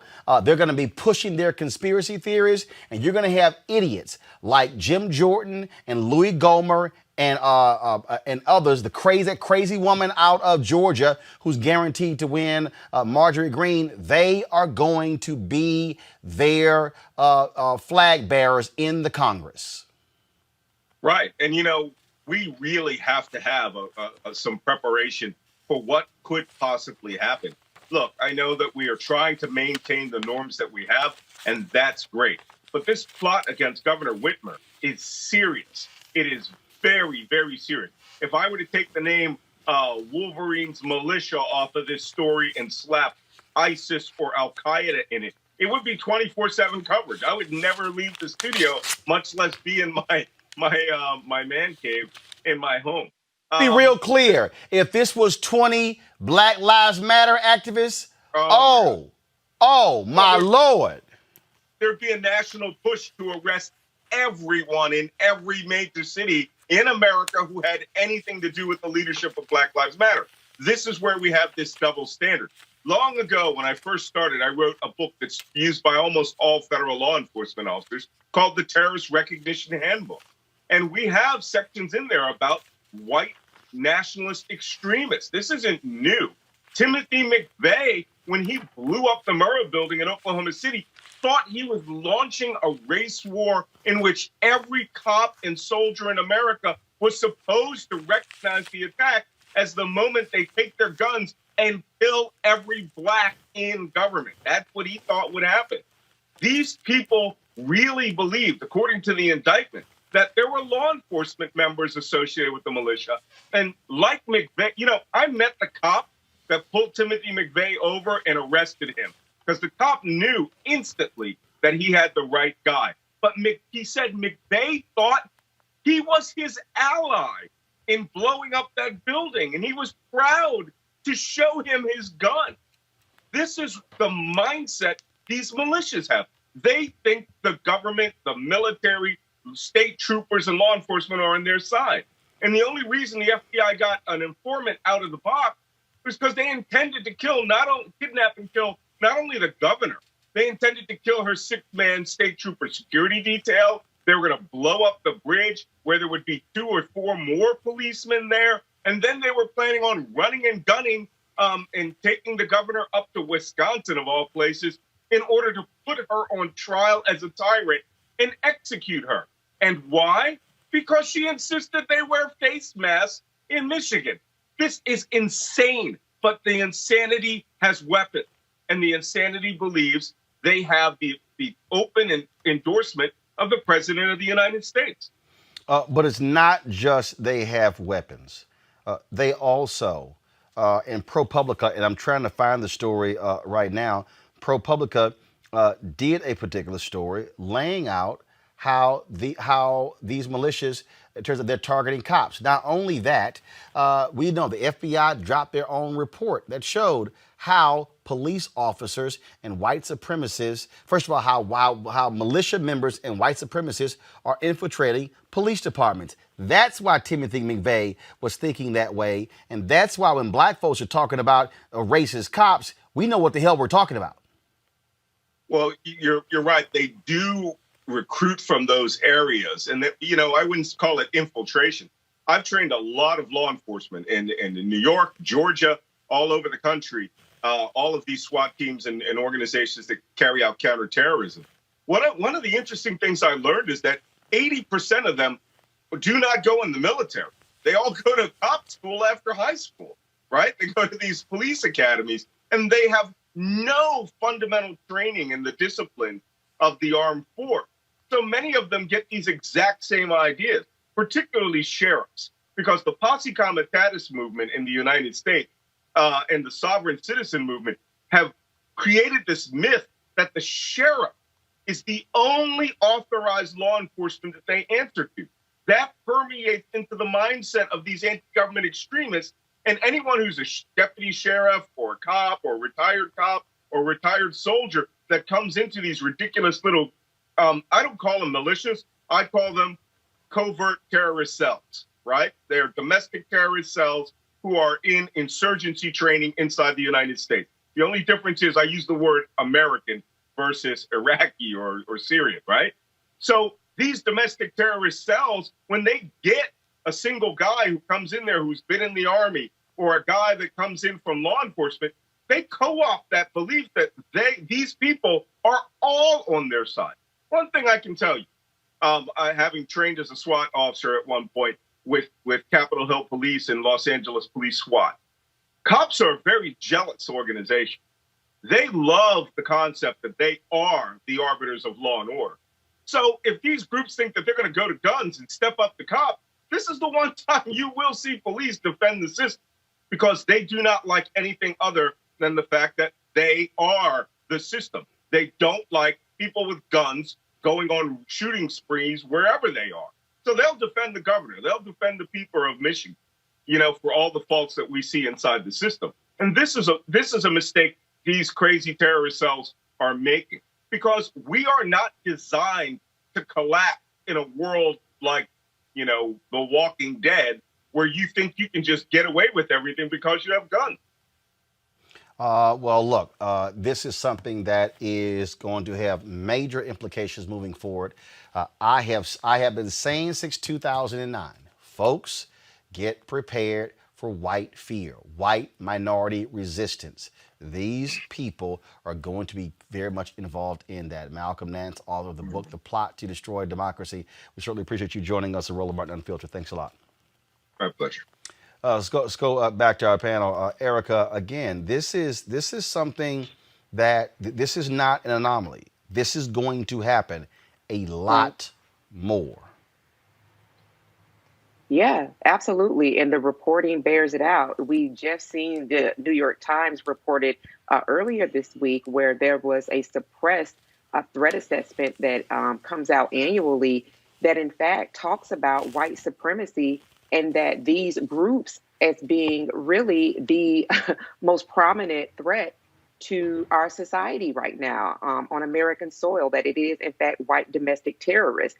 And so just thinking about that, the implications of you have a William Barr, who, as Dr. Carr says, is, in fact, the toady of the son of a Klansman, when you think that he has weaponized the Department of Justice for his own kind of happenings. When we look at that and we think about this report that was suppressed, that did in fact talk about the violence, I'm just considering and thinking about, well, as a person who has a military background, it was good to see Malcolm on. But one of the things that I would love to ask him is, when we think about those folks that have gone and they have been in war and served abroad during many conflicts, fighting terrorism, would you consider a Donald John Trump to be a person that is radicalizing these people that we're seeing here on American soil? So I think that in addition to these are threats that we're going to continue to see, to also understand, if I've said before earlier, that, even after an election, prayerfully, it'll be in favor of Biden and Harris, that there is much work to be done. It is not time to be complacent. It is not time to just say, well, I voted and they won, I've done my job. It is really time to be prepared for really the hard and heavy work that is going to be state, local, and federal government cleanup, and really just protections around these people who have a commander in Donald John Trump that still feel that they have been called to order and will obey him no matter, where he may find himself post the election. This is what I've been saying, Reese. What Donald Trump has unleashed, what Republicans have supported, when these fools in Congress, by them shaming and blasting others for wearing masks, these are the people who stormed the state capitol in Idaho, in Michigan, in Wisconsin. And that's what you're seeing. You're going to see more of that because these deranged individuals think that they are true patriots, and they have no problem. They are racist against black people. The Proud Boys are racist as well. I don't care if some dude out there who's Latino, who's heading the Proud Boys. There are Latinos who are racist. And so folk had better understand these folks are not going away, and the Republican Party, knowing full well how their base is shrinking and shrinking, they're going to be even more appealing to these bigots and these thugs, these white domestic terrorists. Absolutely. We have currently COVID-infected Senator Mike Lee, who said today on Twitter that democracy is not the objective, and actually that rank democracy is a threat to liberty and things of that nature. That is a call to these militias. I call them terrorists. What I'm really sick of is the fact that if this was a group of Muslims, or if it was, as you said, Black Lives Matter, these would be called terrorists. This would be called a terrorist cell. But instead, because they're white, they're called militias, and it almost indicates some sort of patriotism when in fact it is sedition. The same kind of sedition that that William Barr wants to charge Black Lives Matter protesters with. Where are the sedition charges for these people who are trying to overthrow government? Where is the law and order party when it comes to these terrorists who are trying to attack and murder, kidnap government officials? Where is the law and order when it comes to that? But as we point out many times on this show, when it comes to Republicans, their law and order is not about law and order in terms of the laws as written in the Constitution, because we know they don't care about that. It is about the order of white supremacy. And so that's why we do not see them condemning or discouraging this. We actually see them encouraging it and radicalizing it. Stand back and stand by is a hold tight until we need to call upon you. But these people are trying to stockpile things. The way that they got these people on these charges was when they were trying to exchange the money for the explosives and the ammunitions and things like that. And so this is something to absolutely be very, very wary of. More Black people have to have guns. I'm not saying we start a race war. Be clear about that. I'm not advocating violence. But we have to be prepared to defend ourselves. Make sure you get licensed guns. Make sure that you have all your paperwork in order, but go ahead and make sure that you're not caught out there, because I personally don't think that these people are very much in our neighborhoods. These are in mostly white areas that these people get radicalized in. But just in case, it don't hurt to have some kind of something stowed away in case shit goes down. Greg. No, Reese's right. Roland, since this criminal enterprise began, this settler colony we call the United States now, it's been building toward this. I don't know if anybody could have predicted that there would be one event that might be the event horizon to forestall the inevitable. But when you're talking about a white nationalist settler colony project, settler colonialism, this is inevitable. And, Malcolm mentioned Timothy McVeigh, a military veteran, Desert Storm, who came, and when you listen to his testimony, this man who blew up the Oklahoma Federal Building and killed a little bunch of Black babies who were in that daycare that day, in case people don't remember, he saw himself as a patriot, and he was. And by patriot, I mean not what we be talking about, patriotism. No, I'm talking about what patriot really means in a settler colony. It means a white nationalist. So when we saw these people, everywhere but the United States, ISIS is referred to as Daesh. That's what it's called in the Muslim world and, coverage of. But here in the United States, it's called ISIS. Fine. What we saw in Michigan with what some people are calling vanilla ISIS is the one wing of the white nationalist project. They're all working together. Understand, another wing is the Michigan State Supreme Court that ruled last week 4-3 that the governor of the state doesn't have the power to extend the emergency measures that prevented perhaps as many as 74,000 deaths with COVID-19. Another wing is Neil Gorsuch and them on the Supreme Court who want to revive that same doctrine in the federal level, what they call the non-delegation doctrine. So when Vanilla ISIS was meeting to hatch this plot, they weren't meeting in Michigan. They met in Dublin, Ohio. I went to grad school and law school at Ohio State in Columbus. Dublin is the Columbus suburb. So another element of the white nationalist party is the Secretary of State, Frank LaRosa, who's another member of Vanilla ISIS. He just happens to be an elected member. So when he lost his case a couple of days ago, when the Ohio Supreme Court says, no, you can put more than one ballot box out, he says, fine, but they all got to be at a single location. So I'll put a bunch of them around the one polling, the office in each county. Understand, they're all working together. Greg Abbott, the governor of your home state, Texas, is a member of the white nationalist terrorist party, except he's an elected member. So when he says put one box working hand in hand, and all Vanilla ISIS is, like all Timothy McVeigh thought he was, they are the paramilitary wing. Finally, Jamie Raskin had the most important event that took place last week. It wasn't the debate or the screaming match, not the screaming match, Donald Trump screaming at Joe Biden. That same day is when you were talking to Malcolm, and you mentioned it, Roland. It was the hearing that Jamie Raskin, Congressman Raskin, held on Capitol Hill, the Subcommittee on Civil Rights and Liberties, about the fact that these paramilitary folks have invaded law enforcement, and he used the 2006 FBI report, and this FBI decided that, well, they're not going to testify, they're not going to come. Why? Law enforcement is riddled with white supremacists. Yep. When the Vietnam War was over, some of them got on a plane and fought in what used to be Rhodesia on the side against the Africans in Zimbabwe. And then Dylan Ruff, when he was arrested, you know why? He had a old South Africa patch on his arm when he went in there and shot up these people at the church, in Emmanuel Church in South Carolina, because he saw himself as law enforcement. Law enforcement, the white nationalist party that is silent about this, and Vanilla ISIS are all part of the same thrust. They are going to run white supremacy till the wheels run off. And if we don't understand that, everything else we think we understand, to quote Neely Fuller and Francis Cress Welsing, will only confuse us. All right, folks, back to our Roland Martin Unfiltered video in just one moment.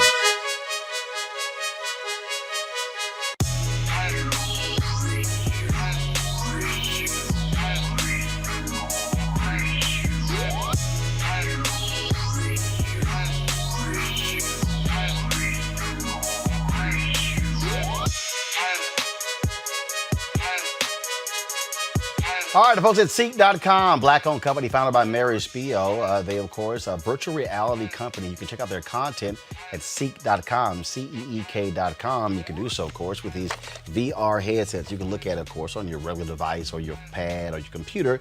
But if you want to experience being in the room, you can use this headset right here. All you simply do is just pop in your cell phone in here, pop it on, and then put this headset on, and you can literally experience their content in virtual reality. And so allows for you to do a 360-degree view of the room. But also, folks, they have the 360-degree 4D headphones right here. These are Bluetooth headphones. They have complete surround sound in terms of as you hear the particular music. Gamers love them as well when they're playing their games. And so it's just phenomenal bass in these headphones as well. You can get one or both devices at Ceek.com using this promo code RMVIP 2020, RMVIP 2020. So we certainly thank the folks at Ceek.com for being a partner with us here at Roland Martin Unfiltered. All right. You want to support Roland Martin Unfiltered? Be sure to join our Bring the Funk fan club. Every dollar that you give to us supports our daily digital show. There's only one daily digital show out here that keeps it black and keep it real as Roland Martin Unfiltered. Support the Roland Martin Unfiltered daily digital show by going to RolandMartinUnfiltered.com. You can make this possible. This breaking news came in, and I must admit, I'm not really tripping on this whole deal here. You're going to love this one, Mustafa. Stephen Miller has tested positive for COVID. Per a senior administration official adds Miller has been working remotely for the last 5 days, testing negative every day through yesterday, and is in quarantine after a positive test today. This is from Hallie Jackson. Stephen Miller, the white supremacist working in the White House. But here's why, y'all.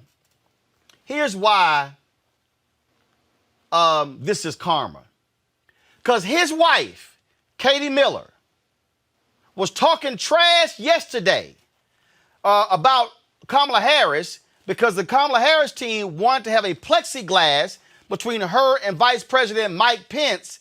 And so she said, well, if Kamala wants to build a wall between her and Pence, fine, let's do it. Now your husband, Katie, you talking trash about Kamala.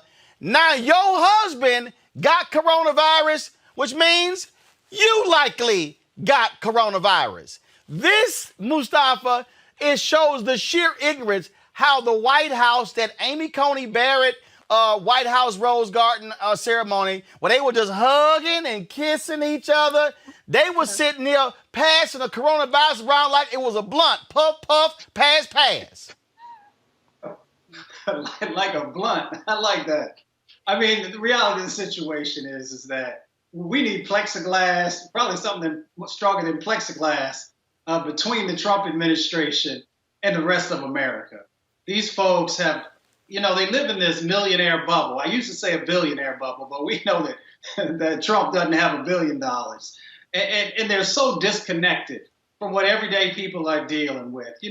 How in the world are you going to have a conversation to stop the stimulus checks that need to come, to stop small businesses from receiving the dollars that they need to be able to move forward? You say you open up the economy and you downplay COVID-19 because you say you want to get the economy going again, but yet you do everything to damage small businesses, which were a huge part of our economy. And then you tell folks not to wear masks, so more people get sick, more people can't work. I mean, it's so nonsensical, the things that they do, but at the same time, they are dangerous because they're sending a message across the country that is one that places people's lives in jeopardy on not a daily basis, but on an hourly basis. So I don't want to see anybody get sick. I don't want to see anybody die from COVID-19, but karma sure is and y'all can fill in the blank. Well, you talk a little trash, Lauren, and all of a sudden now it's in your house.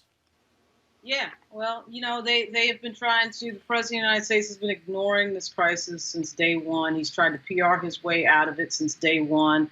They've never had any comprehensive strategy for it. Now we have over 210,000 people dead. Now he's, of course, pulling the stimulus. I think Pelosi might have something when she says he's so amped up on steroids that may be affecting his judgment. But then again, his judgment wasn't very good to begin with. So how do we know it's affecting his judgment? They're a disaster. And the fact that they're going out like this in late October, right when the campaign, when really you should be so concentrated on the campaign, your strategy for the campaign should be taking hold. The fact that they're crashing and burning because of their own stupid, irresponsible, dangerous decision-making is very fitting. It's extremely fitting. It's also just dangerous for our national security. We had a COVID outbreak, obviously, Pentagon today, because they're just stupid. They're stupid people. They don't know what they're doing. And quite frankly, we can't get them out of here fast enough. I don't want nobody to be sick, nobody to die from coronavirus. But Joseph, when that black preacher in Virginia ignored all the rules and kept having church, I call him stuck on stupid. I'm telling you right now, Donald Trump, Stephen Miller, Kayleigh McEnany, Chris Christie, Senator Mike Lee, Senator Ron Johnson, all them dumbasses who were at the White House hugging, kissing, sitting next to each other, not wearing masks, acting like this was no big deal. Now they sitting here dealing with it. Rudy Giuliani on TV coughing, said, I got my test earlier, we'll see. This is what happens when you're stupid. This is what happens when you ignore the doctors and ignore the scientists. And then last night, Trump up there, showing he the big man, up there wheezing just to get his little dictator video. They are stupid. Put a damn mask on. Social distance. But you can't tell arrogant ass folks nothing, Joseph. Look, I will say this: if we're in a serious boxing match, then people should protect themselves at all times. And if you don't protect yourself at all times, then obviously you might get caught with a roundhouse to the face. So I think at some point, there has to be a level of personal responsibility. People have to assume the responsibility. You had former Vice President Joe Biden talking about states and governors, and people have to assume responsibility. Ultimately, also people have to assume responsibility. And if their choice is to not wear a mask, then they have to accept the consequences that go along with it. And I think as a society, I think I said a little earlier, the issue that we have in America is that America is founded on individual freedoms and liberties. And that makes it very difficult in this environment from some people to understand that it's incumbent on us to consider the needs of our neighbors. And that's not just about COVID-19. That's also about talking about justice and for Black and brown people all across this great land. This inability to understand the true nature of the problems facing the person next to you and to be willing to compromise in anything that we do on behalf of that next person because we're all part of this shared fabric. That is, to me, the root cause of all of this, bigger than the partisan divide that we face today. And I think that if we can start to examine things through that particular prism, it might be easier for us to understand how we got here. It's real simple. If you work for that fool and you stupid enough not to wear a mask, your ass deserve everything you get. And if he tell you take it off, nah, damn that, Joseph. Look, Joseph, if my wife was like, damn that, I'm going to sorority meetings, I'm doing this here, her ass would be quarantining. I'm telling you right now, this fool telling reporters, take that thing off. How many White House reporters have gotten coronavirus? Kayleigh McEnany, her little silly ass, addressing reporters with no mask on. Well, I've had negative tests the last 3 days. 4th day, she get it. Man, put a mask on. But no, they won't even do that because they're arrogant. They're arrogant. And if you are arrogant enough not to put a mask on, working in closed quarters, and you get it, that's on you. You can't say it's on anybody else. That's on you. And if you work for an idiot like Trump who tells you take it off, his valet got it. His body man got it. You got White House staff. I've been to the White House. It's old Black people who work in the White House. It's Black people who are dying from coronavirus. This man could very well infect White House staff, mostly Black people, because his arrogant ass won't actually follow the CDC guidelines. All right, folks, back to our Roland Martin Unfiltered video in just one moment.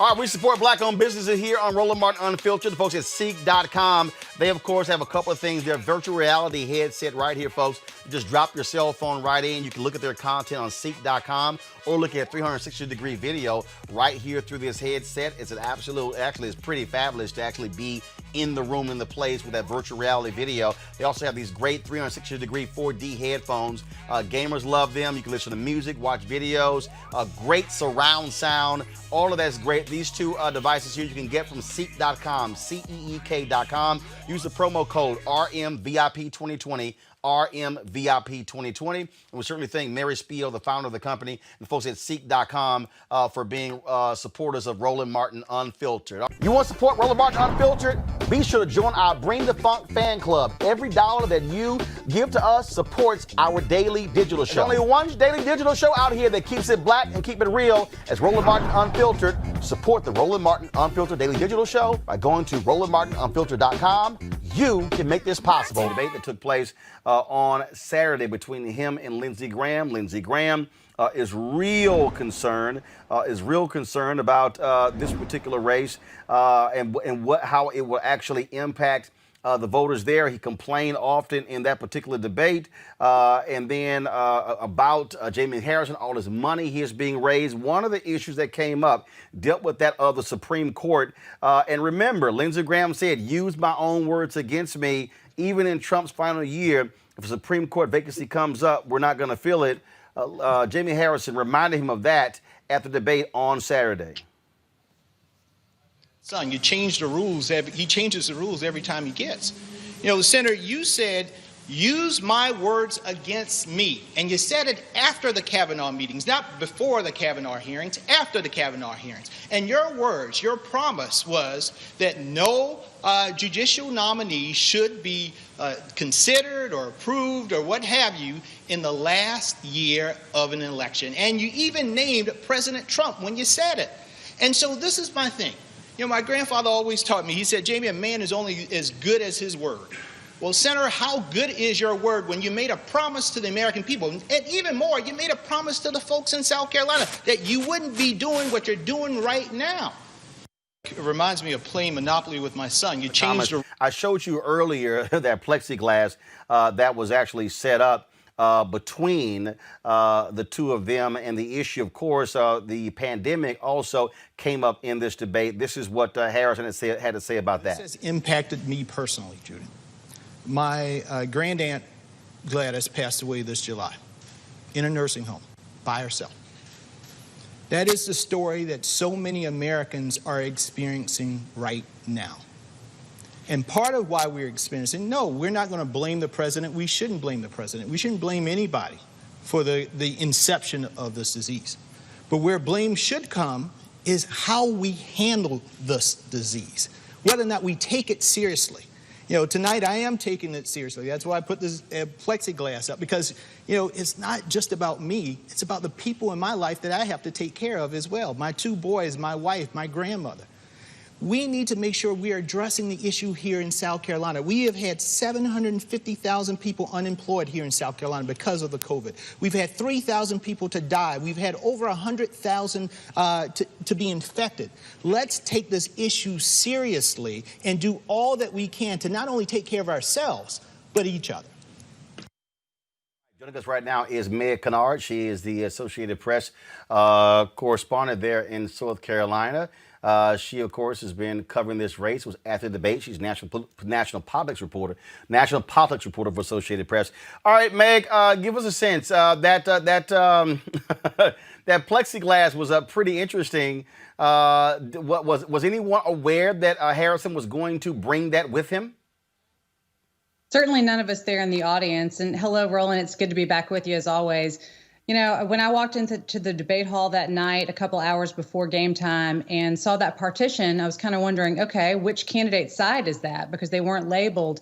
And through talking to some folks there, realized that that was what Jamie Harrison had requested. His campaign told me that they wanted that set up pretty much because Lindsey Graham, through his roles in the Senate and heading up the Judiciary Committee and his relationship with President Trump, he's been around a lot of people who've recently released the results of positive COVID tests and come down with COVID. And so the Harrison campaign said that per CDC guidelines and recommendations that anybody who has contact with someone who turns up to be positive, that they should quarantine. And now, you know, both men said that they tested negative the day before the debate, but Harrison's campaign said they weren't taking any chances for those reasons that Jamie noted during the debate, but also perhaps to make a point that was very visible. What has been the reaction in the state to this particular debate? There were a lot of very pointed questions.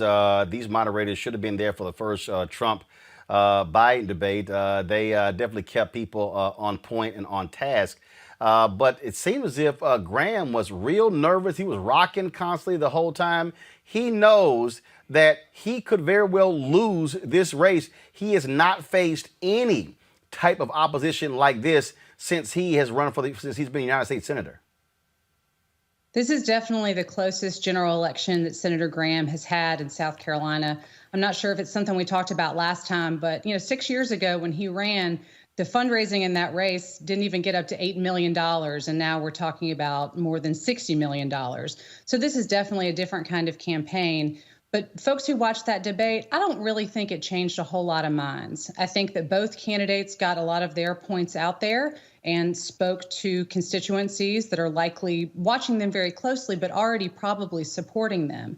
And so for that sliver of voters in the middle who've yet to make up their minds, who aren't sure which candidate's going to get their support, they probably still have a little bit more thinking to do, since there was a lot of very partisan talk. There was a lot of painting this race in kind of national strokes in terms of, tying each candidate to a more national ideology and not just representing the issues of South Carolina.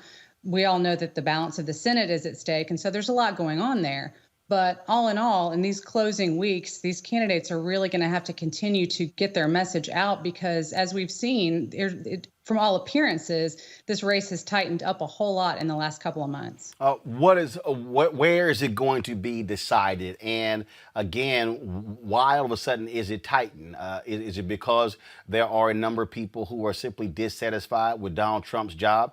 I mean, look, this is considered a deep red state, and Republicans look at this as a guaranteed victory. Donald Trump is up, in a significant way over Joe Biden in South Carolina. But why is this race tight? Yeah, this is still South Carolina, where Republicans are in every statewide elected office, control both chambers of the legislature and most of our congressional delegation. So, a South Carolinian, a Democrat hasn't been sent to Washington from South Carolina statewide in quite some time. And so really, when you look at the voters in this state who do vote straight party, a lot of them vote Republican straight party. And if those voters are going and supporting Donald Trump, then in order to not also be supporting Lindsey Graham, they wouldn't be able to do that and would have to kind of parse out those Republican offices.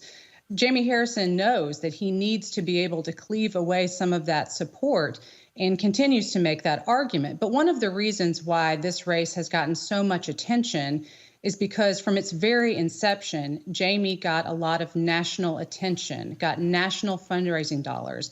That's why you've seen the fundraising on this side of the race totally balloon compared to cycles past. Democrats in South Carolina generally don't raise this kind of money, and a lot of his money has come from elsewhere. Those people can't vote here, but they certainly have been able to get Jamie the money that he's needed to stay on the airwaves, to do the kind of advertising that a lot of Democrats in this region generally don't have the opportunity to do, particularly with Senator Graham's position as chairman of the Senate Judiciary Committee. There are a lot of eyes on him in that role as well. So given the Supreme Court nominating process that's going on, that just adds another layer of interest to this contest. But also, I just saw that outside PAC's about to drop $10 million to help Lindsey Graham, so he's certainly not complaining about their outside money. Yeah, the Senate Leadership Fund has recently announced that they're going to be spending $10 million in the closing weeks of this race to support Senator Graham.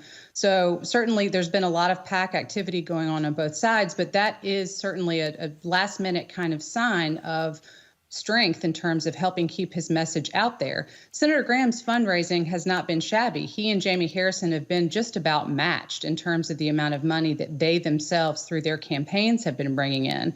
So everyone here, as well as on national cable as well, but there have been a whole lot of ads being run. You can barely turn on the TV without seeing one from one side or the other, or a political action committee or another third-party group.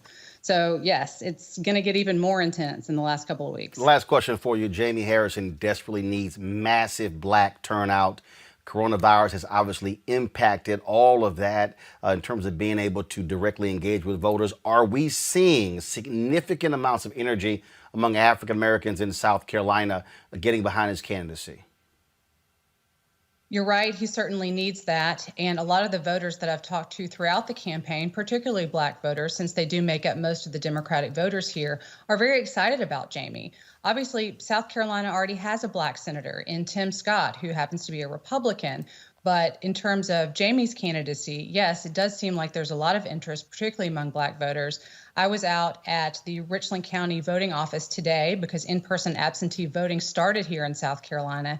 And I talked to many voters, some of them African American, who are very excited about this race. And they're out there on the very first day that they could actually vote in person to go ahead and cast their ballots. So among all voters in South Carolina, I think that there is, we went through that whole presidential primary process. There's been a whole lot of attention on this state for a very long time. And that was massive turnout in that primary.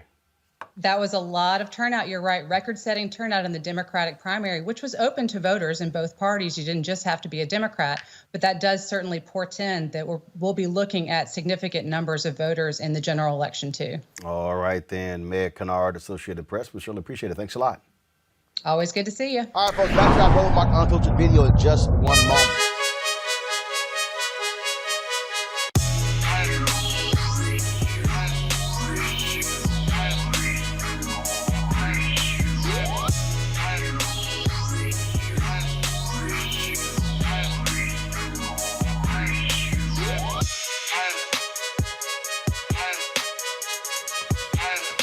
All right, folks at Ceek.com, of course, they black-owned company founded by Mary Spiel. They have a couple of great products that you can actually get. This is their VR headset.